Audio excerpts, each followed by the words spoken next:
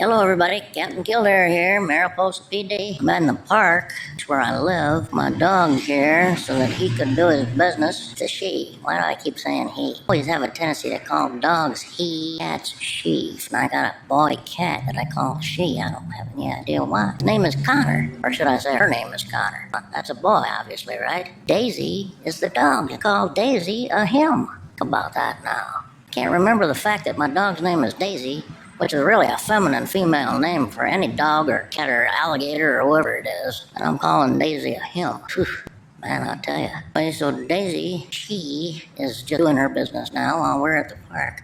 We're the only ones here. That's why I was able to get this message out. Wow, that's something else, I'll tell you. Oh, yeah, I know what you mean. I do the same thing. Yeah, I do the same thing too. I've always done it. I don't know why. Dogs just seem more masculine to me. I think if I had a dog named Daisy, I'd refer to my dog as a she. Well, you never know what happens. If you've had your dog since it was a baby, you might know exactly what sex it is, and you'd refer to it in that regard. Well, I haven't had the dog since the dog was a puppy, because I inherited the dog from a friend who passed away.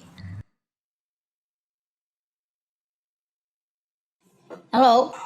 Captain Kildare here, Mariposa PD. I wish I was coming to you under better circumstances. I'm here with my partner, Sergeant Ted McCroy. It seems there was a break-in at the old marijuana dispensary down on Mariposa Boulevard. And we have a few suspects, and I have to interview suspects, find out, determine who broke into the dispensary, why, if we can recover what was stolen. Namely, 300 pounds of marijuana, $4,000 in cash. So, Ted McCroy, I'm here, my partner, trying to find out what happened with break-in at the marijuana dispensary down on Mariposa Boulevard. Figure out who did it and why. We do have a couple of suspects. People from our own group was seen. Say their names yet. I don't know if we're ready to say their names yet. No, don't say their names yet. We're not ready to say that. Oh, okay, I'm sorry. Well, we're going to interview them and find out what they know and see what we can come up with.